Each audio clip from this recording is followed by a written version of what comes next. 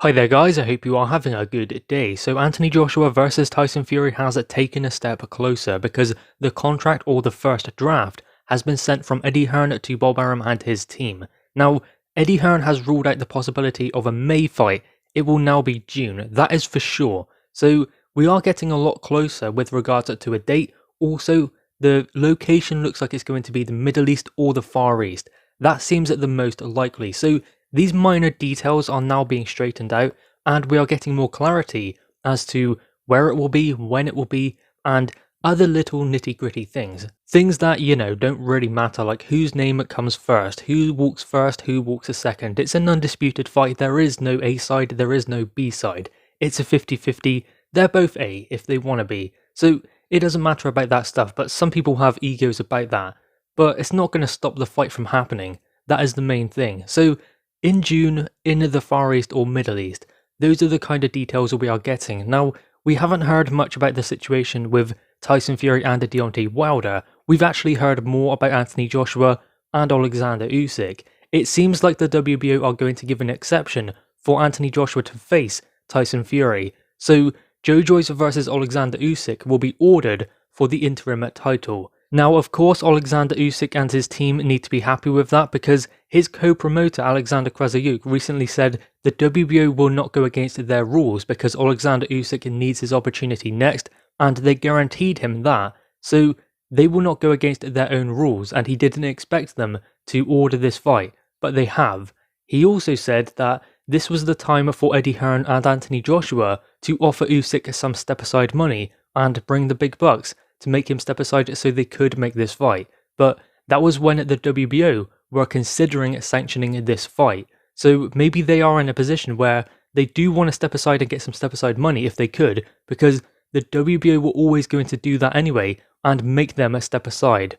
So perhaps the comments from Alexander Krasayuk that Anthony Joshua and Eddie Hearn need to come forward with an offer and now is the best time. Maybe that was kind of a desperate attempt to get that step aside money and not have it be ordered as opposed to a deal made between the two camps, because then there could be a situation where that WBO title is on the line for the first fight, but not necessarily for the second one. Perhaps with this WBO agreement, it is on the line for AJ versus Fury 1 and 2, meaning no one is getting a shot at the world title this year, not for any of the belts, because Undisputed is happening. And the fact that Alexander Usyk's world title opportunity was therefore kinda downgraded to an interim championship fight against Joe Joyce, maybe they were in a position where they wanted to do an agreement with Eddie Hearn and Anthony Joshua instead of an agreement with the WBO, because then they are in a stronger position. They get some step aside money and they agree to wait one fight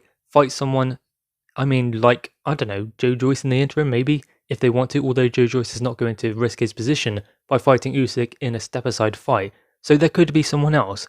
But in that situation, they are in a stronger one, so they didn't really want the WBO to order the step-aside and to allow Undisputed, so that they would be fighting for the interim championship.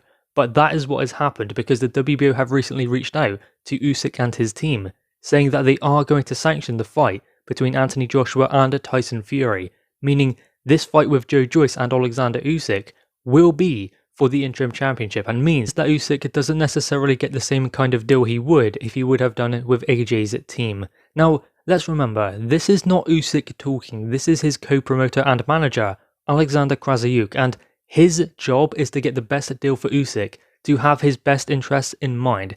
This is not Usyk being like any kind of diva or anything like that. It is just his manager trying to do the best job he can and the job he is there to do for his client. So it's not necessarily Usyk saying, I want a lot of money to step aside, I want this, I want that. He's not really saying anything. His co-promoter actually is. So if you factor that in, we have to understand that Usyk is someone who just wants to fight. He's proven that he will fight anyone. He's fought Derek Chisora whilst he waited for that WBO opportunity back last year. So this time around he does want his shot. But Undisputed is bigger than that, and in the rules you can ask for an exception to make a unification fight. Whether that is granted or not is another thing entirely, but AJ's done it before when he had a WBA mandatory back in 2018 I believe, when he was supposed to fight Luis Ortiz. He got an exception to fight Joseph Parker and make a unification fight Then Luis Ortiz lost to Deontay Wilder, and AJ's mandatory then became Alexander Povetkin in September of 2018. And of course, with that situation being swiftly wrapped up and the kind of course we know that they are going, we know that there is going to be an exception granted for that WBO, because otherwise the WBO would not have reached out to their mandatory, which is Alexander Usyk obviously, and his team. So we know the course for that. One thing we have been completely unsure about is where the fight will happen, when as well, but where was the biggest question mark and potentially the biggest stumbling block considering what is happening with the world. We knew it wasn't going to be in the UK. It wasn't really going to be America because it's two Brits in the undisputed heavyweight title fight. And what are they going to do? Then go to America on a different time zone? And it's going to be what, 4 or 5 in the morning in the UK. Remember, it is two Brits after all, so they do want to cater to a UK time zone, which it seems like they will, because Bob Arum has explained it will take place in late evening in the US, which means it will be around 9 or 10 o'clock in the UK, which could mean Saudi, because obviously when Anthony Joshua fought Ruiz, the main event started around 9 o'clock, maybe just after, which was a good time for the UK. So when you factor that in, that does mean we're going to Saudi. I'd say that that is the most likely. In fact, I'd be willing to say I'm 95% sure that it will be Saudi, because I don't see them going anywhere else. I don't see them going to China. I don't see them going to Singapore or Dubai.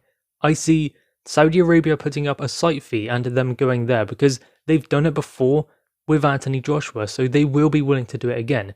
AJ's been there before, as I said. Tyson Fury has been there before.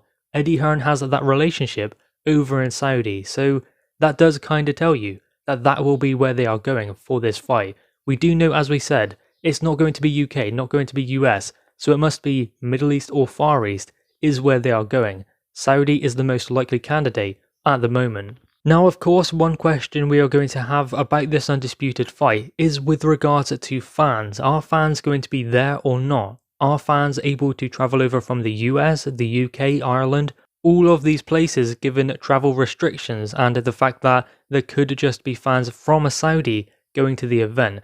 Well, at the moment, we don't know too much about the travel restrictions that will be in place at that time. Hopefully, things will be a lot better by then. So, hopefully, travel won't be a problem for fans who want to travel over to Saudi Arabia. But how many fans will be there is the question. Well, there aren't too many cases in Saudi at the moment. There are obviously some, because there are everywhere. But they're not going through the same kind of thing as in the UK or in America. So if things stay that way, then it would be easier to get fans into the stadiums over there or into a custom built stadium for Anthony Joshua versus Tyson Fury, just like the one they did for AJ versus Ruiz. So that might be easier. I don't know about travel at the moment because obviously there are new restrictions every single day. We would hope that by June things will be a lot better. But with regards to fans being there, it is going to be easier to bring them back in somewhere like Saudi that have low case numbers, as opposed to somewhere in the UK that have higher case numbers.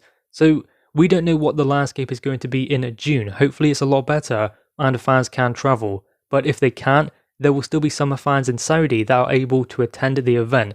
It is highly unlikely that this fight is going to happen behind closed doors in Saudi Arabia. There will be a limited amount of fans there, even if it is 1,000 like for AJ's last fight against Kubrat Pulev.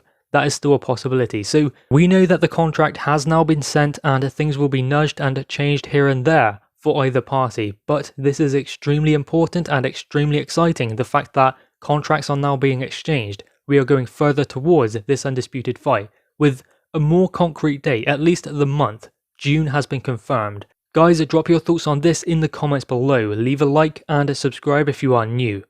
Thanks guys.